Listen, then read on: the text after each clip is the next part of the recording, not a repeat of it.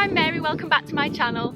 Well, I've had a lot of comments recently and they have been so lovely to read. Everyone's supporting me on this through hike that I'm doing on the PCT starting in April. And a few people have been asking me quite a lot how I'm getting on with my training for it.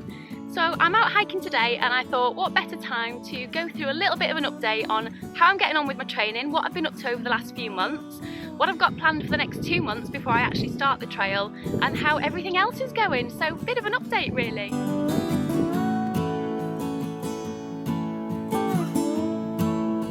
Obviously the main thing that I have been doing is hiking as much as possible whenever I can, but unfortunately over the last couple of months it's been a lot of illnesses, like lots of flus and colds and viruses going around.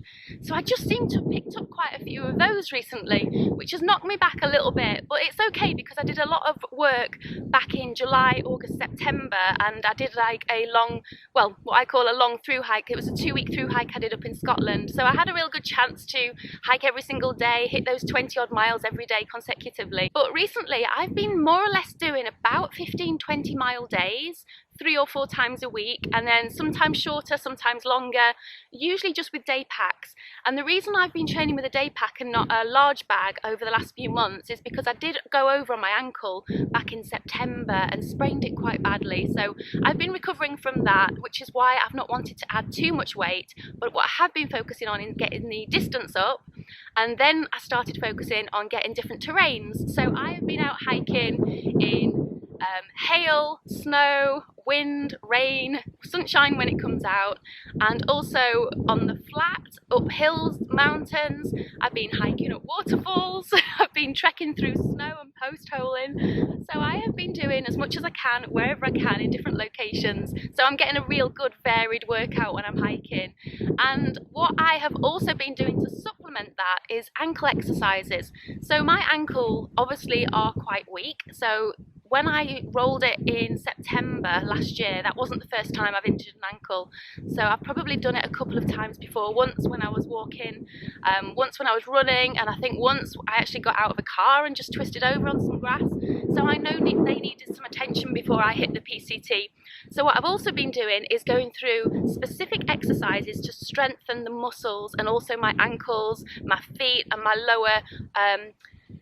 lower calf areas, because obviously I want to give myself the best chance of not getting injured when I'm out there. So the ones I've been doing, I've probably inserted some footage over the top of this, is just basically balancing exercise on them and also some dynamic movements while balancing, and also using one of those resistance bands as well. So a bit of a mixture that I have actually been focusing on.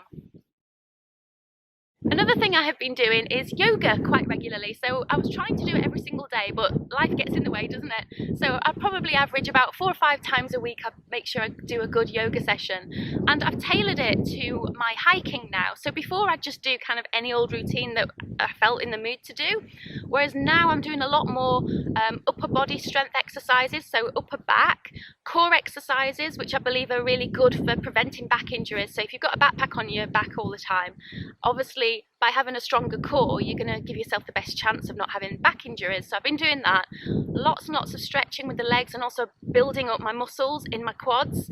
And I have been learning a lot of exercises as well, so that when I'm actually out on the PCT at the end of the day, I've got a whole bank of stretches that I know what I need to do to relieve any pain or tension or build up of tightness in the muscles. So I've got all those under my belt, which I will hopefully use when I'm out there, and I'm determined to stick to it when I get onto the PCT. I know the last thing I'll probably feel like doing is a bit of yoga at the end of each day, but I know that it will prevent injuries. It's one of the best things apparently that you can do to prevent injuries out on the trail. So another reason why I am sitting in the middle of nowhere and not on any designated track or path is because I have been practicing my map reading skills. So I did a intermediate map reading and navigation course. It was a 2-day course in the Peak District run by this amazing guy who went through everything so straightforward for everybody. I mean, I'd never done any advanced map reading or intermediate map reading before. I could kind of get a map out and figure out where I was and take a rough guess, but actually using the compass and setting it to the map and taking a bearing, everything like that. I'd never done anything like that before, so I found it really interesting. And what was really good was that the company that I went with, which I will put in the link in the description box below, they don't get you doing it in the classroom. You literally meet them outside and head into the hills and take it from there. What you do start off with is a bit of some basics at the beginning. So what they went through initially was how to interpret the map with the landscape, understanding all the scales and the distances on the map and what all the symbols mean. You've also got the section where they went through setting a map to ground, estimating timings. And when I say estimating timings, it was working out your speed. So they actually got us walking up and down and working out our own pace so we could count it with the distance. And that was something I'd never done before. And it's such a simple way of figuring out how long something will take you. Obviously everything's an average and you have to kind of keep rechecking it. But it gave me a really good idea of what my pace is. Then when we were out in the field, that's when the proper stuff started. So we actually started then going through orientating the map to identify the features in a landscape, calculating magnetic and grid bearings, walking on bearings, and I found that extremely interesting because I had never walked on a bearing before, and I'm not going to sit here and teach you how to do it because I don't want to get anything wrong, but I will recommend the company I went with, and to learn that skill there's plenty of videos on it.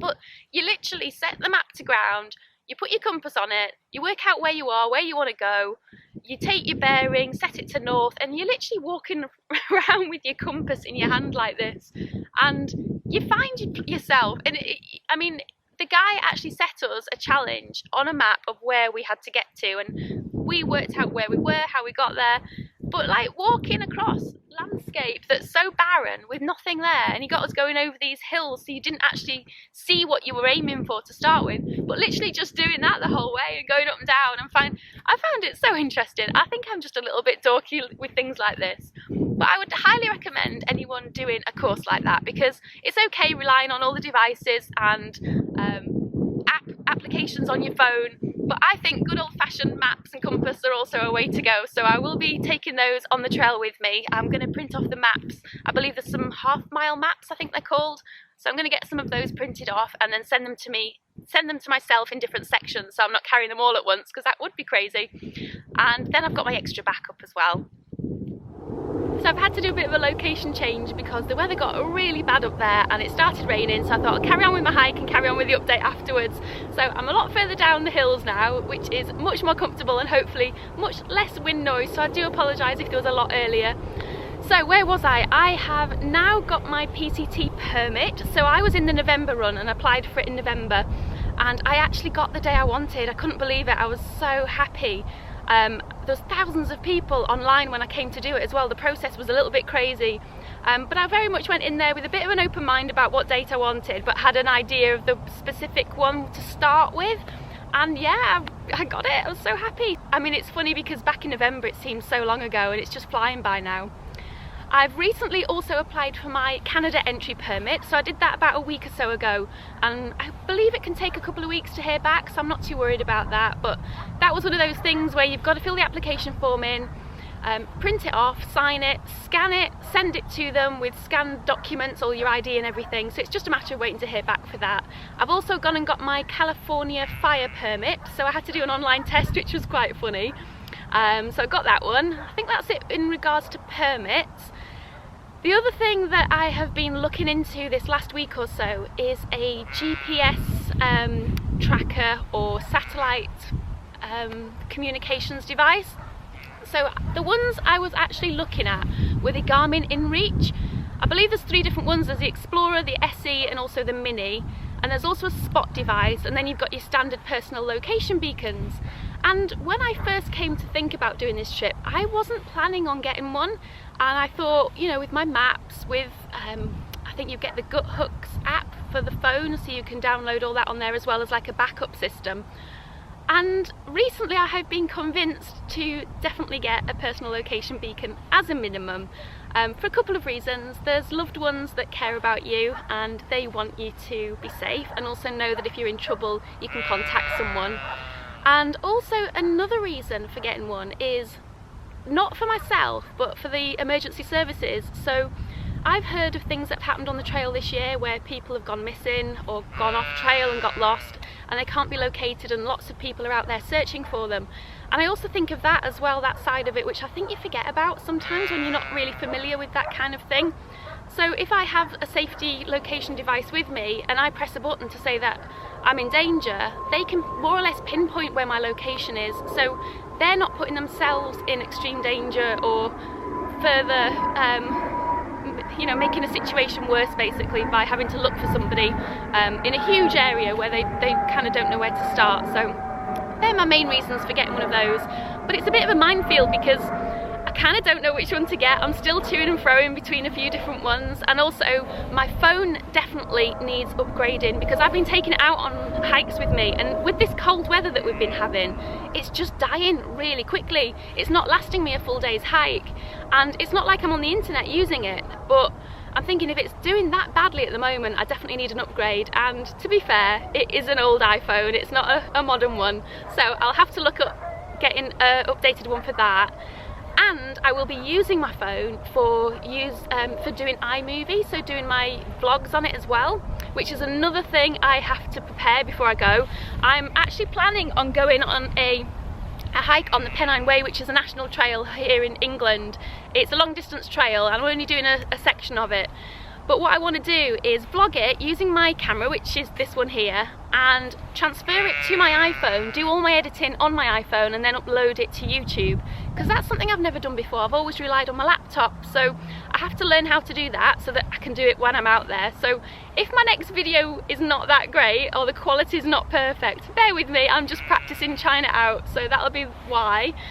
What else is there? There are lots of things I still need to do, such as I need to get new clothes, which I wasn't expecting to do at this stage in the game, because I got a pair of hiking trousers thinking they'd be absolutely perfect for me back about 3 or 4 months ago, and they are now huge on me, so I need to get a different pair or get them altered. So I'm going to look at getting them altered first.